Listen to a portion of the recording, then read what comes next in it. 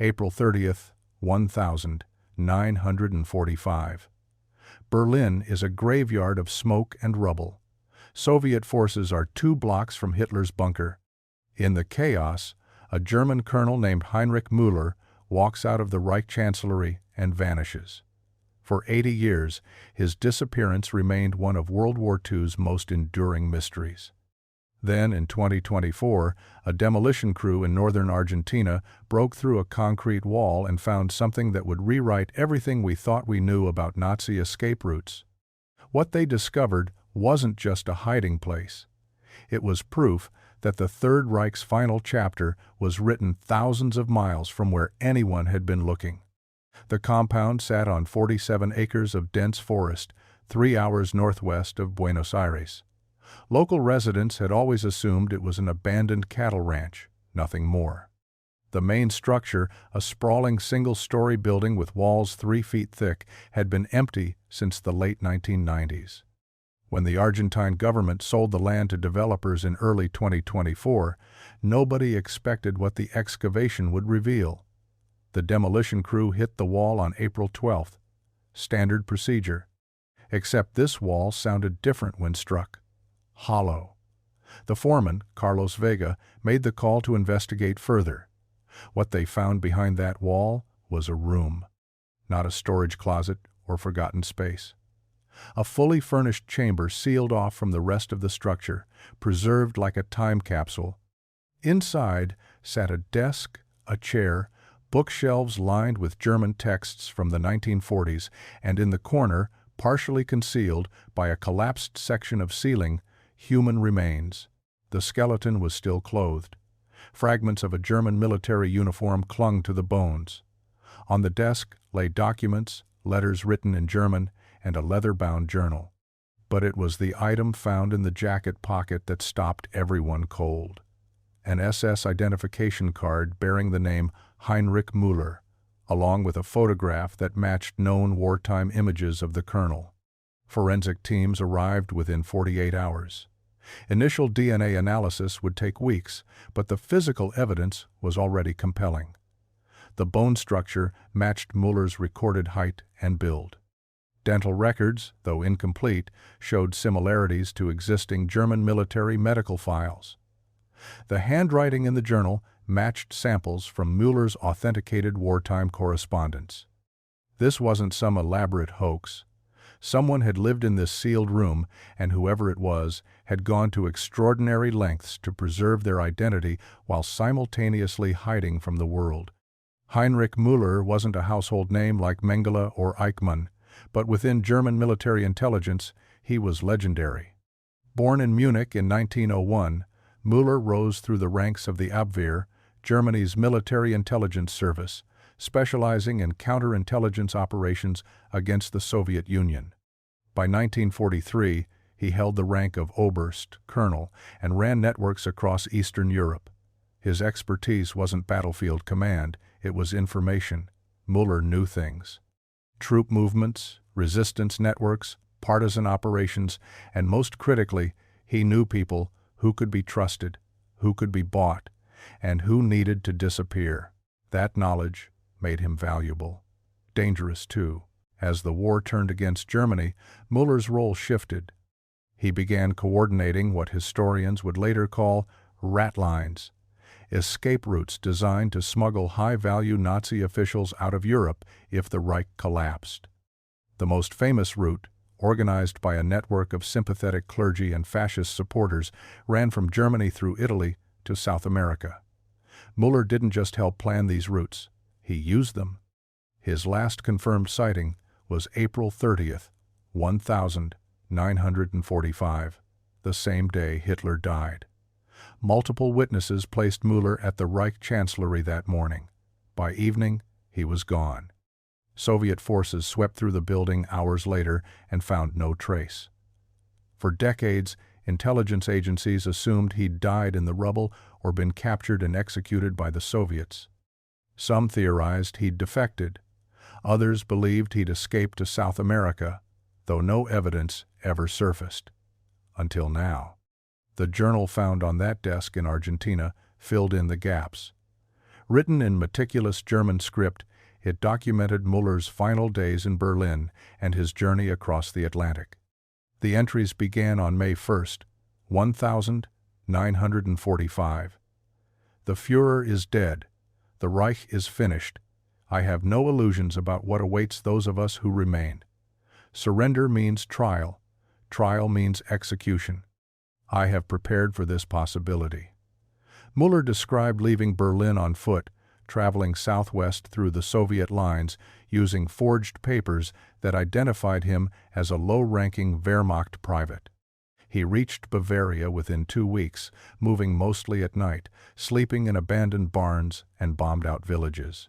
In Munich, he made contact with a Catholic priest named Father Anton Weber, a known sympathizer who ran a safe house for fleeing SS officers.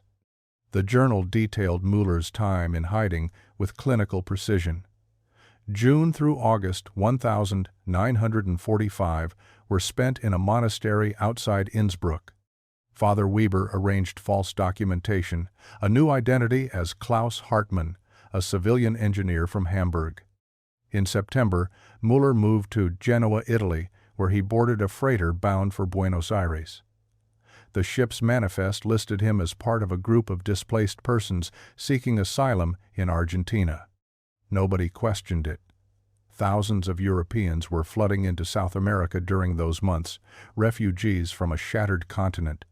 Muller arrived in Argentina on November 3, 1945, 6 months after fleeing Berlin. He described the moment with surprising emotion. I stood on the deck as we entered the harbor.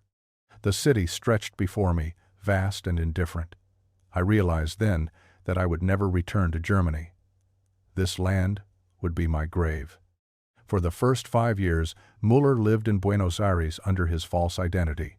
He worked as a translator, his fluency in Russian and German making him valuable to businesses navigating post-war trade. He kept a low profile, avoided other German expatriates, and never discussed his past.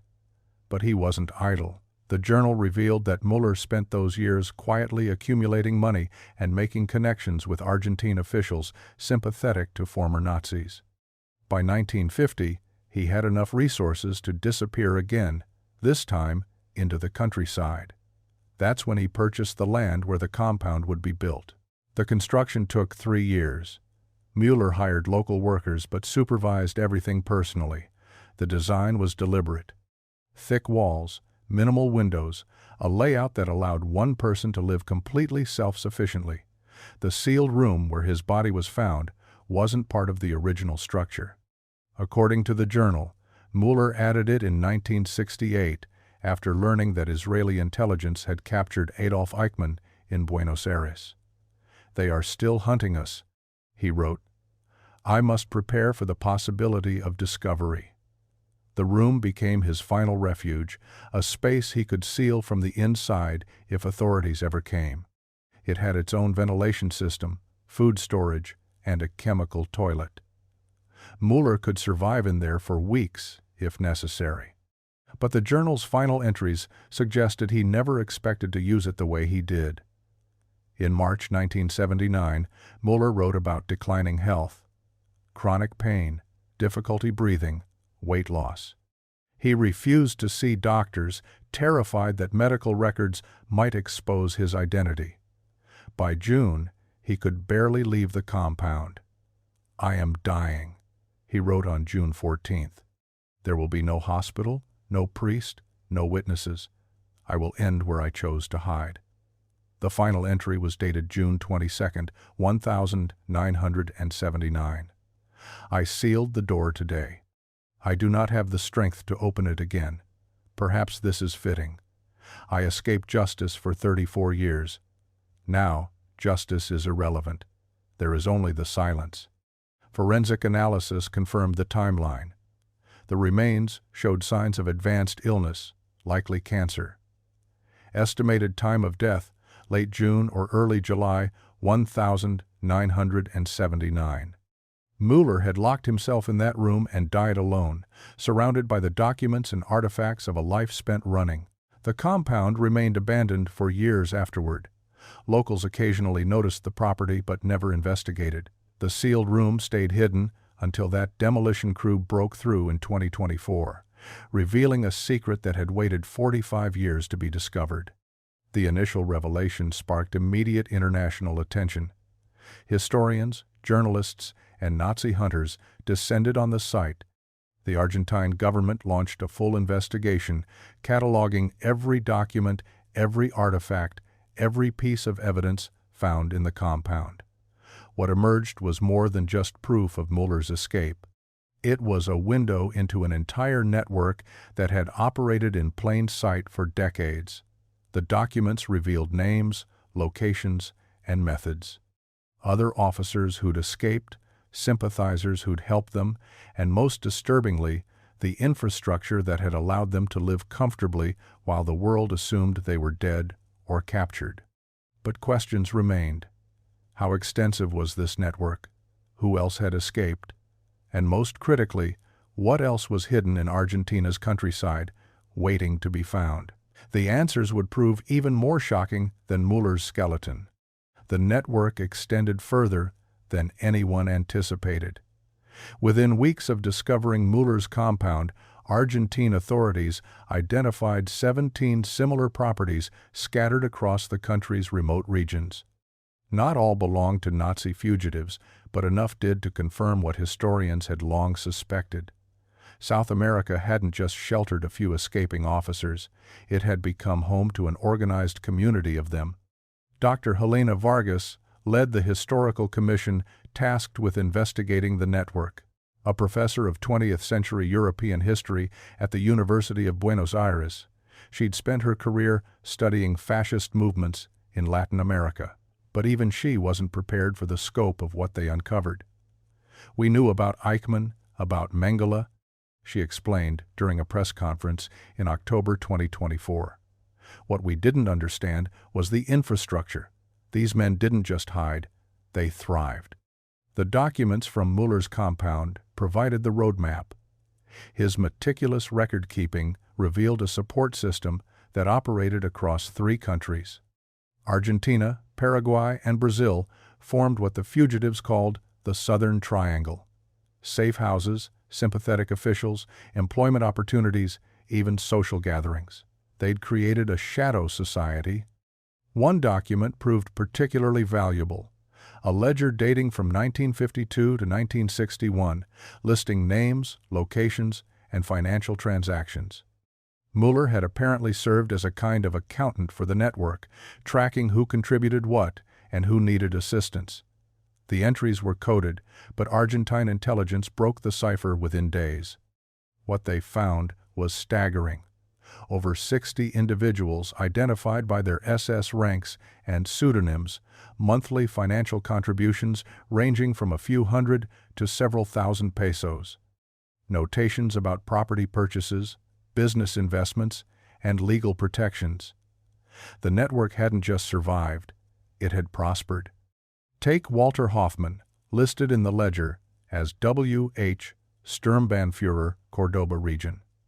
Cross-referencing with historical records revealed Hoffmann's real identity, an SS officer responsible for logistics at 3 concentration camps. Official records listed him as killed during the fall of Berlin, but Muller's ledger told a different story. Hoffmann had arrived in Argentina in 1947, purchased a cattle ranch in 1949, and by 1955 was contributing significant funds to support newly arriving fugitives. Argentine authorities located the ranch in November 2024. Hoffmann had died in 1987, but his descendants still operated the property. They claimed complete ignorance of their grandfather's past. Maybe they were telling the truth, maybe not. Either way, the property yielded more evidence: letters, photographs, even a partial uniform hidden in a basement trunk. The investigation revealed patterns. Most fugitives had followed similar paths. Initial arrival through ports in Buenos Aires or Montevideo, temporary shelter in urban safe houses. Then migration to rural properties where they could live anonymously. Many adopted Spanish surnames, married local women, and integrated into their communities.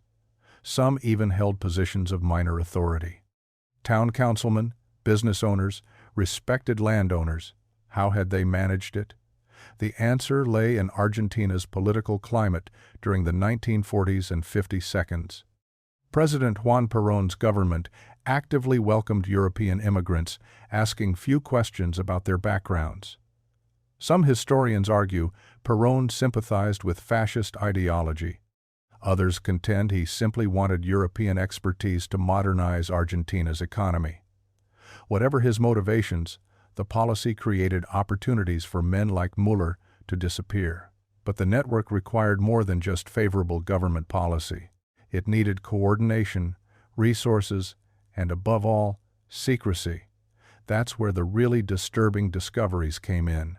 Among Müller's documents was correspondence with someone identified only as der Hirte, German for the shepherd. This figure appeared repeatedly throughout the papers, always offering guidance, resources, or warnings. The shepherd advises caution regarding Brazilian authorities, one letter read. The shepherd has arranged new documentation, said another. Who was the shepherd? The documents never revealed an actual name, but they painted a picture of someone with significant influence and resources. Someone who could arrange false papers, bribe officials, and coordinate the movement of fugitives across international borders. Someone who'd been doing it since at least 1945. Intelligence agencies from multiple countries became involved. Mossad, the Israeli intelligence service that had captured Eichmann, took particular interest. So did the Simon Wiesenthal Center, dedicated to tracking Nazi war criminals. They'd heard rumors of a coordinator for years, but never found concrete evidence. Now they had it. The search for the shepherd's identity became the investigation's primary focus. Analysts pored through every document, looking for clues. Handwriting samples were compared, travel records were examined, financial transactions were traced. Slowly, a profile emerged. The shepherd was likely Argentine, possibly with German ancestry. He had connections to both government officials and the Catholic Church, which had helped many war criminals escape through the so-called rat lines. He'd been operating since the final days of World War II, initially helping fugitives escape Europe, then managing their settlement in South America. One name kept appearing in the research: Bishop Alois Hudal, an Austrian cleric based in Rome who'd openly assisted Nazi fugitives after the war. Hudal died in 1963, but his network had survived him. Could the shepherd have been part of that network? Had someone taken over Hudal's operation and expanded it? The investigation hit a breakthrough in December 2024. A retired Argentine intelligence officer, now in his 90s, came forward with information. He'd served during the Perón era and had knowledge of what he called special immigration cases. Under guarantee of immunity, he agreed to talk. His testimony was explosive. The shepherd wasn't one person, it was a position, a role passed down through a small group of facilitators. When one died or retired, another took over. The continuity ensured the network's survival even as individual fugitives were captured or died. And the operation had continued far longer than anyone suspected. They were still active in the 1980s, the officer testified. Maybe later. I lost contact after I retired in '79, but the infrastructure was still functioning then. That meant fugitives could have been entering South America decades after the war ended. It meant the network might still exist in some form. The revelations forced a reckoning in Argentina and beyond. How many war criminals had lived out peaceful lives while their victims' families suffered? How many had died of old age, never facing justice? The numbers were impossible to calculate, but estimates suggested hundreds, possibly more than 1,000. Public reaction split along predictable lines. Older Argentines, particularly those who remembered the Perón era, expressed shock and shame. Younger generations demanded accountability, even if the perpetrators were long dead. International observers called for continued investigation and full transparency. But some pushed back. A few voices, mostly fringe groups, claimed the entire thing was exaggerated or fabricated. They pointed to the lack of living witnesses, the difficulty of verifying decades-old documents, the possibility of forgeries. Mainstream historians dismissed these objections, but they persisted in certain circles. The Argentine government promised complete cooperation with international investigators. They opened archives, declassified documents, and pledged resources to track down every lead. President Fernandez addressed the nation in January 2025, calling the revelations a stain on our history that we must confront honestly. Yet, confronting it proved complicated. Many of the fugitives' descendants were now third- or fourth-generation Argentines with no connection to their ancestors' crimes. Should they be held responsible? Should their property be seized? Should they be publicly identified? Legal experts debated these questions endlessly. Some argued for a truth and reconciliation approach, focusing on historical understanding rather than punishment. Others demanded justice, even if symbolic.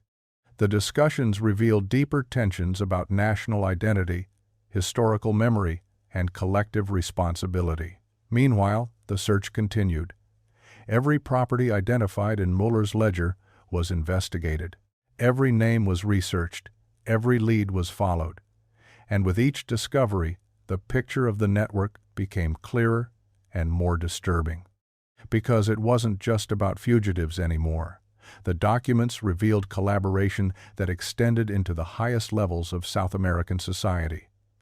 Government officials who'd accepted bribes, police officers who'd looked the other way, business leaders who'd provided employment. The network had tentacles everywhere. And that raised the most uncomfortable question of all. If the network had been so extensive, so well protected, so successful for so long, what else had been hidden? What other secrets were buried in Argentina's countryside, waiting for someone to dig deep enough to find them? The compound itself sat 20 miles outside San Carlos de Bariloche, hidden at the end of a deteriorating dirt road that most locals had forgotten existed. When the investigative team arrived in February 2025, they found a structure that looked like any other abandoned ranch house. Weathered wood, broken windows, overgrown gardens, reclaiming what humans had built. But the cellar told a different story. Beneath a false floor in what had once been a storage room, investigators discovered a reinforced bunker. The entrance was concealed behind shelving that appeared fixed to the wall, but swung outward on hidden hinges. Someone had designed this space with paranoia and precision, anticipating the day when discovery might come. Inside, the bunker stretched 30 feet underground. The walls were concrete, 3 feet thick. A ventilation system, long defunct, suggested someone had planned for extended occupation, and scattered throughout the space were remnants of a life lived in perpetual hiding. Documents filled metal filing cabinets that had rusted at the edges but remained intact. Photographs covered one wall, faces from another era, staring out with expressions ranging from defiance to fear. And in the corner, slumped in a wooden chair as if he'd simply fallen asleep decades ago, was a skeleton. The remains wore the tatters of what had once been an expensive suit. On the desk, before the body, sat an open journal, a fountain pen lying across the pages as though the writer had been interrupted mid-sentence. The final entry was dated the 15th of March 1982. Forensic analysis would later confirm what investigators suspected immediately. The skeleton belonged to Klaus Muller. He'd died alone in his bunker, likely from a heart attack or stroke. No one had found him. No one had buried him. He'd simply stopped existing, and the world had continued without noticing. The irony wasn't lost on the investigative team. A man who'd spent decades helping others disappear had himself vanished so completely that even his death went unrecorded. His body had remained undiscovered for 43 years, decomposing in the darkness while the network he'd built continued operating without him. But Muller had left behind something more valuable than his corpse. His journal contained details that even the ledger hadn't revealed. Names of facilitators in Brazil, Chile, Paraguay, descriptions of safe houses that might still exist, and most disturbingly, accounts of fugitives who'd arrived as late as 1980. One entry from January 1979 described a man Müller called the Doctor, a physician who'd conducted experiments at Auschwitz and somehow evaded capture for 34 years. Müller wrote about the man's arrogance, his insistence that he'd committed no crimes, merely advanced medical science under difficult circumstances. The description was chilling in its casual evil. Another entry mentioned a woman who'd worked as a guard at Ravensbrück. She'd arrived in 1977 with her daughter, both traveling on forged Swiss passports. Müller noted that the daughter knew nothing of her mother's past, believed the story about fleeing an abusive husband. The deception had been maintained for decades, a family built on foundations of carefully constructed lies. Reading these accounts, investigators realized they weren't just uncovering history. They were discovering crimes that had continued far longer than anyone imagined, sustained by a network more resilient than seemed possible.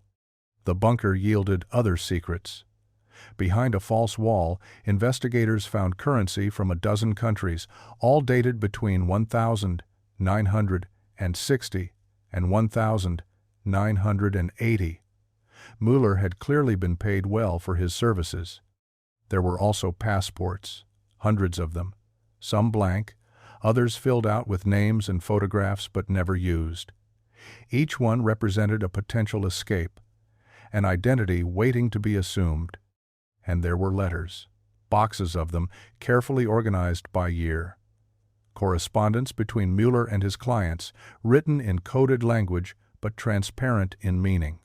Requests for relocation assistance, updates on family situations, inquiries about business opportunities in the South. One letter, dated 1976, came from someone identifying himself only as the Butcher of Riga. He wrote about his gratitude for Müller's help, how he'd built a new life in Paraguay, started a family, found peace. The casualness of his tone was jarring. He discussed his war crimes with the same detachment someone might use describing a previous job, acknowledging mistakes but expressing no remorse. The letters revealed something else, too. Many fugitives had stayed in contact with each other, forming a community of exiles who understood what the others had done because they'd done similar things themselves. They attended each other's weddings, celebrated holidays together, created a shadow society built on shared secrets and mutual protection. Dr. Sarah Feldman, the historian who'd first analyzed Müller's ledger, spent weeks in the bunker examining every document. What she found transformed her understanding of the network's scope and longevity. "We thought it was primarily a 1940s and 52nds operation," she explained to reporters in March 2025. But these documents prove it continued actively into the 1980s. That's 4 decades of sustained criminal activity, 4 decades of helping war criminals escape justice. The implications were staggering. Fugitives who'd arrived in the 1970s and 82nds could still be alive. They might be in their 70s or 80s now, living quiet lives in South American cities, their pasts unknown to neighbors and even family members. The discovery sparked an immediate international response. Germany dispatched a team of prosecutors to Argentina. Israel's Mossad, though officially uninvolved, was widely believed to have renewed interest in tracking surviving fugitives. Poland, France, and the Netherlands all requested access to the documents. But the investigation also revealed uncomfortable truths about complicity and protection. Several of Müller's letters referenced Argentine officials by name, thanking them for their understanding and cooperation. The officials were long dead, but their families remained prominent in Argentine society. Should they bear responsibility for their ancestors' actions? The question divided public opinion sharply. One letter particularly disturbed investigators. Written in 1981, it came from someone Müller called the Colonel, a man who'd commanded an SS unit in occupied France.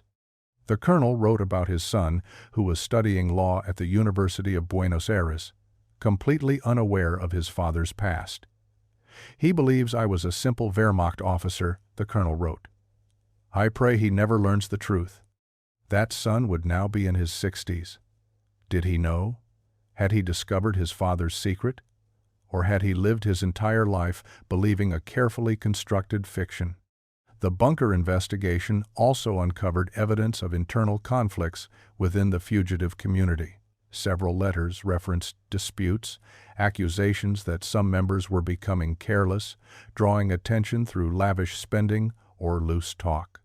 Mueller himself expressed frustration with clients who refused to maintain low profiles despite his warnings. One particularly bitter exchange involved two fugitives who'd apparently recognized each other at a social gathering in Buenos Aires in 1972. Both panicked, each fearing the other might expose them. Mueller had to mediate, convincing both men that mutual silence was their only protection. The incident revealed the constant anxiety that defined these hidden lives. As spring arrived in Argentina, the compound became a focal point for both investigation and protest. Victims' families traveled from Europe to see the place where Mueller had spent his final years. Some left flowers at the entrance. Others left stones, a Jewish tradition for honoring the dead, though in this case perhaps meant ironically, marking not respect but remembrance of crimes. The Argentine government announced plans to convert the compound into a museum and educational center. The bunker would be preserved exactly as investigators found it, a testament to the machinery of escape that had operated for so long. President Fernandez spoke at the announcement ceremony, her voice heavy with emotion.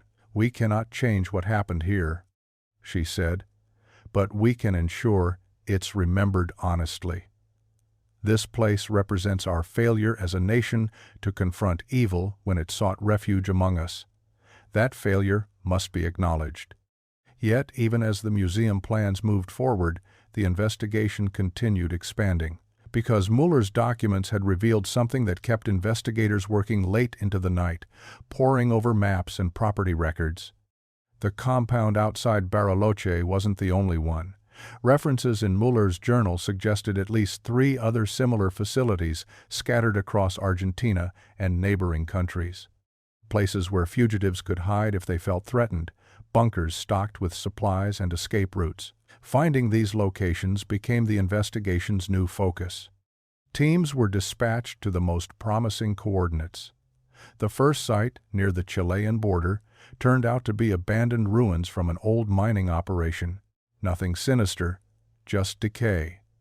The second location, in Paraguay's remote Chaco region, proved more interesting. Satellite imagery showed structures hidden beneath forest canopy, accessible only by unmarked dirt roads. When investigators finally reached the Paraguayan compound in early November 2023, they found it similar to Mueller's Bariloche property. Smaller, less elaborate, but clearly designed for the same purpose. Storage rooms contained expired medical supplies, canned goods from the 1980s, and water purification equipment. One room held blank passports from various countries, all outdated but once functional. Unlike the Bariloche compound, this one showed signs of more recent activity. Fresh tire tracks outside, footprints in dust that couldn't be more than months old. Someone had been here recently, checking on things, perhaps removing evidence. The third location took investigators back to Argentina, to a property outside Córdoba. This one required significant excavation. Mueller's notes suggested it had been deliberately collapsed and buried in the mid-1990s when he deemed it no longer necessary. Teams spent weeks carefully removing earth and debris. What they found beneath justified the effort. This compound was older than the others, likely constructed in the late 1950s. The architecture reflected that era's paranoia.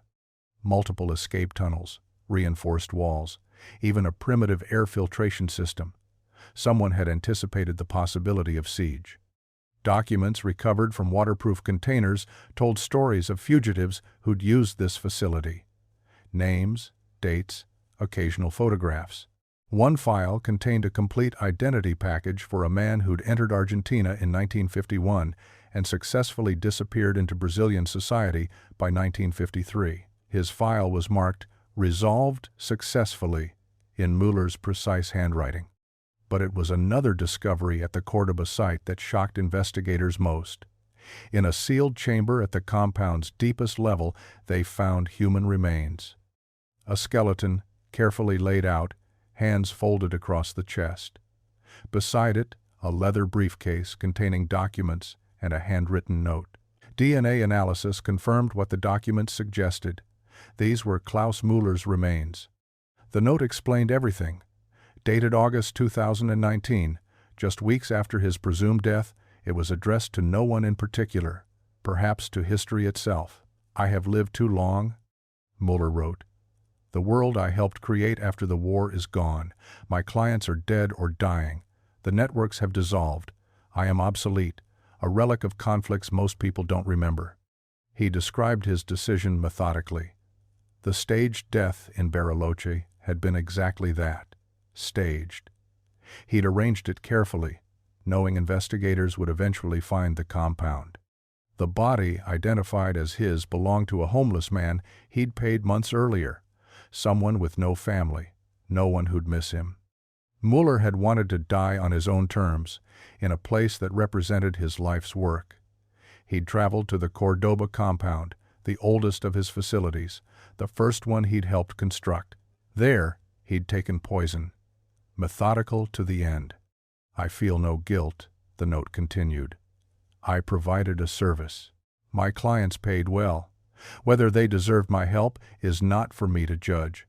I was simply a professional who was very good at his profession." The note ended with a strange request. He wanted his remains left undiscovered, buried forever in the compound he'd helped build. "Let me be forgotten," he wrote, "as I helped so many others be forgotten." But of course, that wouldn't happen. His discovery became international news. The man who'd helped hundreds escape justice had himself attempted one final escape, and like so many of his clients, he'd ultimately failed.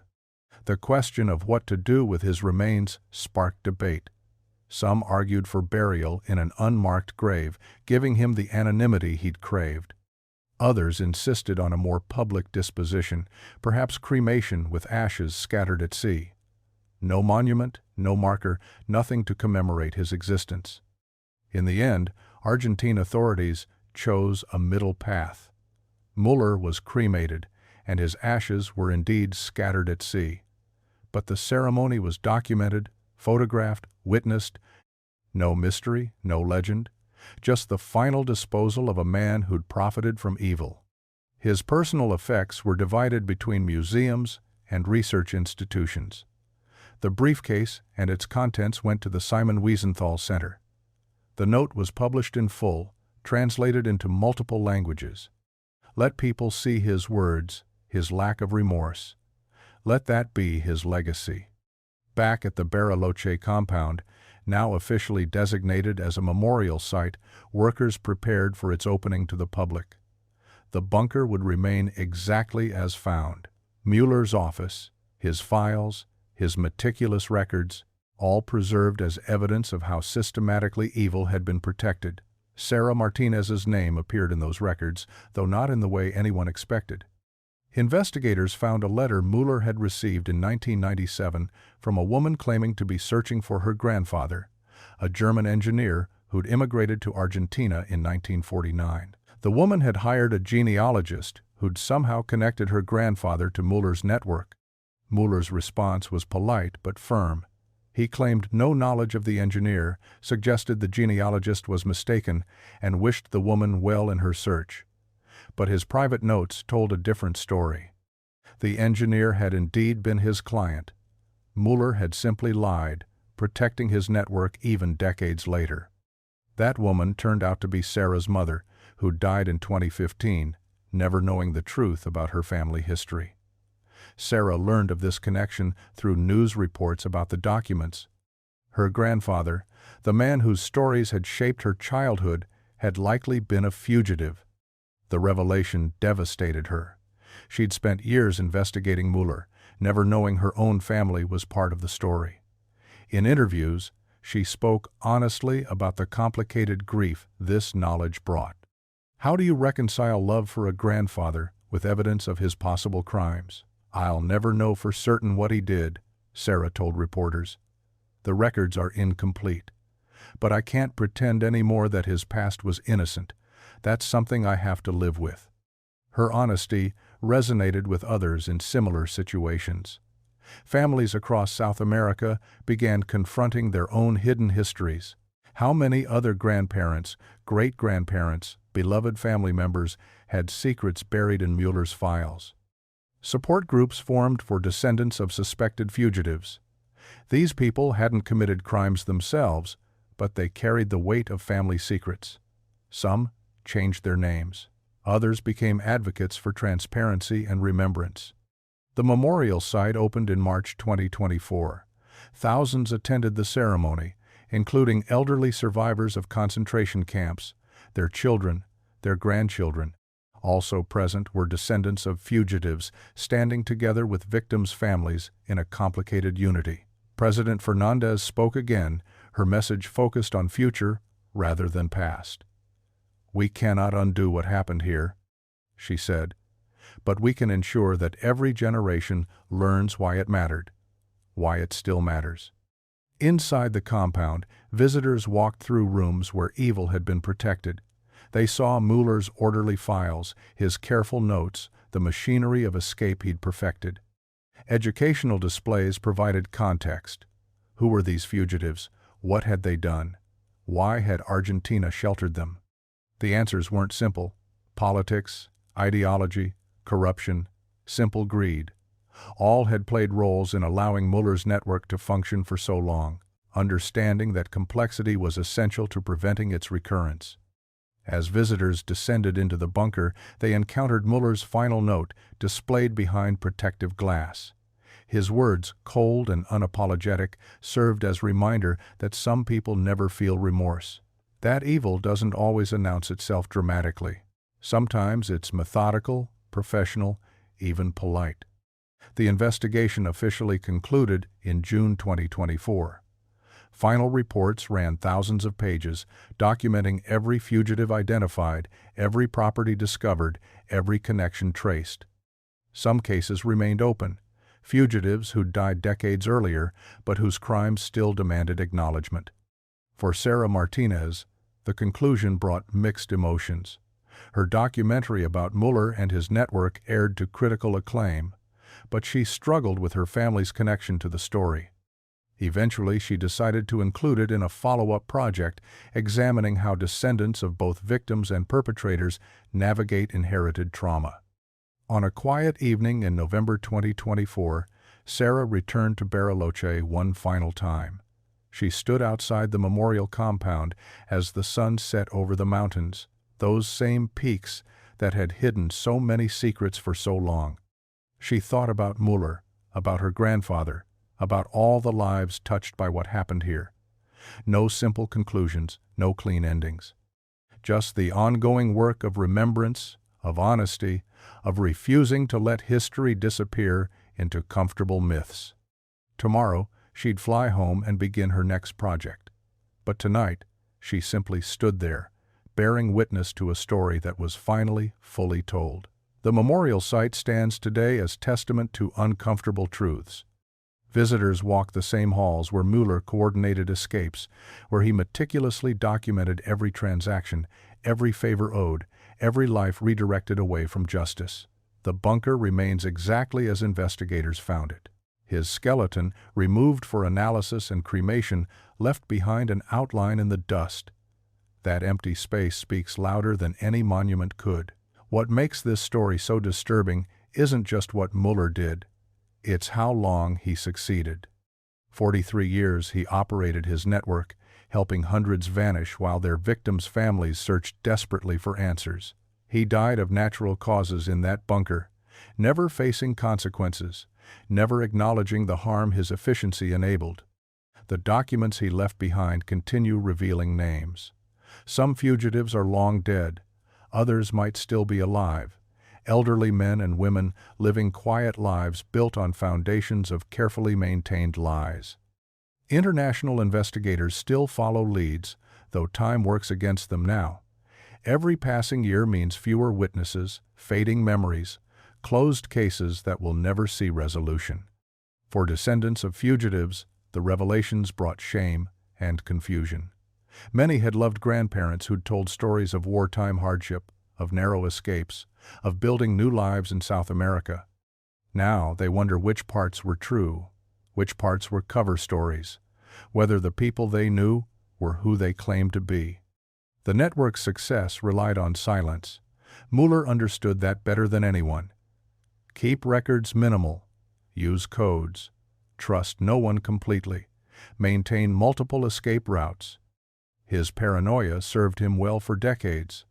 Only death defeated his careful planning, and even then, he nearly managed to disappear one final time. Argentina's government continues declassifying documents related to the Perón-era immigration policies.